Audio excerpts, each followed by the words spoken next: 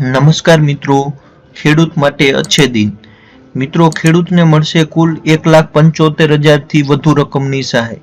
મિત્રો, ખેડૂત માટે અત્યારે સારો સમય છે, તેમના માટે સારા દિવસ છે અને ખેડૂતને મળશે કુલ 1,75,000 થી વધુ રકમની સહાય।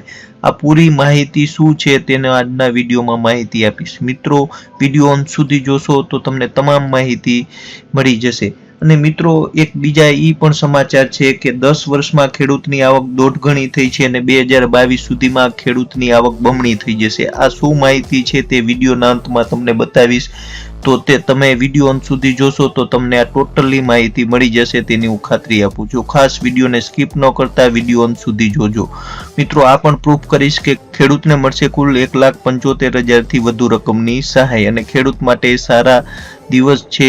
શું આ સમાચાર છે તે તમામ માહિતી વિડીયોમાં જોઈએ। મિત્રો, વિડીયો શરૂ કરતા પહેલા મારી વિનંતી છે, હજી સુધી તમે મારી ચેનલ હેલ્પિંગ ગુજરાતીને સબસ્ક્રાઇબ કરેલ નથી તો સબસ્ક્રાઇબ કરી લ્યો અને બેલ આઇકન પ્રેસ કરી ઓલ નોટિફિકેશન ઉપર ક્લિક કરો, જેથી મારી ચેનલ ઉપર અપલોડ થતા દરેક વિડીયોની નોટિફિકેશન મળતી રહે। તો મિત્રો, ચાલો વિડીયોને શરૂઆત કરીએ। ખાસ મિત્રો, વિડીયો અંત સુધી જોજો, સ્કીપ ન કરતા તો તમામ માહિતી મળી જશે। મિત્રો, 30,000 પાક સંગ્રહ માટે ખેતરમાં જ ગોડાઉન બનાવવામાં આપશે। મિત્રો, બજેટમાં જાહેરાત થઈ છે, તમને ખબર છે, ખેડૂતને ખેતરમાં જ ગોડાઉન બનાવવાનું માટે 30,000 રૂપિયાની રકમ આપશે અને સાથે સાથે તેને તે માટે કોઈ બિનખેતીની પણ જરૂર પડશે નહીં। અને બીજું જોઈએ તો 60,000 ટ્રેક્ટરની ખરીદી માટે સરકાર આપશે। 30,000 ગોડાઉન બનાવવા માટે 60,000 ટ્રેક્ટરની ખરીદી માટે આપશે અને 10,800 ગાય આધારિત પ્રાકૃતિક ખેતી માટે આપશે। આ દર મહિને ગાય આધારિત ખેતી કરવા માટે 900 રૂપિયા સરકાર આપશે, એટલે વર્ષે 10,800 રૂપિયા ગાય આધારિત પ્રાકૃતિક ખેતી માટે ખેડૂતને મળશે। અને 70,000 સુધીની સહાય ખેડૂતને તેમનો માલ પહોંચાડવા માટે સાધન ખરીદવા માટે આપશે। આ મિત્રો, ખેડૂતને તેમનો માલ ઉત્પાદન થયા પછી અલગ જગ્યાએ પહોંચાડવા માટે જે સાધનની જરૂર પડે તેની ખરીદી ખેડૂત કરે તો તેના માટે 70,000 સુધીની સહાય પણ તેમને મળશે। અને બીજું તો આપણે સહાય લઈ 6,000 રૂપિયા છે કિસાન સન્માન નિધિ યોજના હેઠળ દરેક ખેડૂતને મળે છે, તે પણ સહાય તેમને મળશે। મિત્રો, આનો ટોટલ તમે મારી દો 30,000, 60,000, 10,800, 70,000 ને 6,000 એટલે 1,75,000 નહીં ને 1,76,000 જેટલી સહાય મળશે।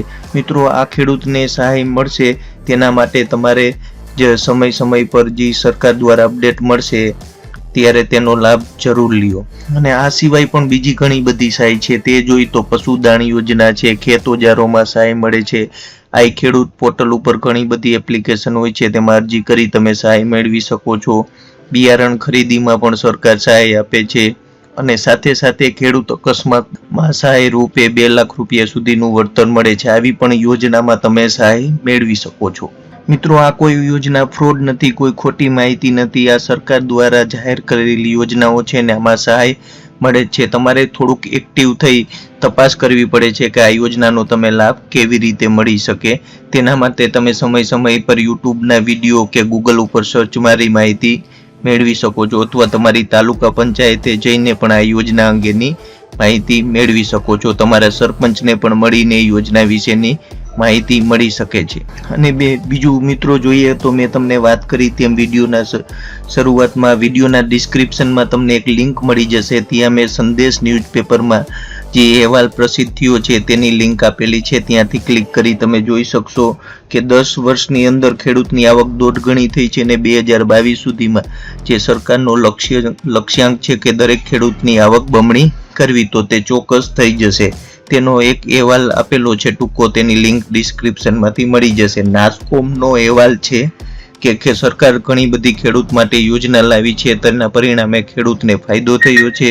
ખેડૂતની આવક 1.5 ગણી સુધી થઈ ગઈ છે અને 2000 આવતા એની આવક બમણી થઈ જશે। આ વિડીયોના ડિસ્ક્રિપ્શનમાં છે, ત્યાંથી તમે તે ન્યૂઝ વાંચી લ્યો।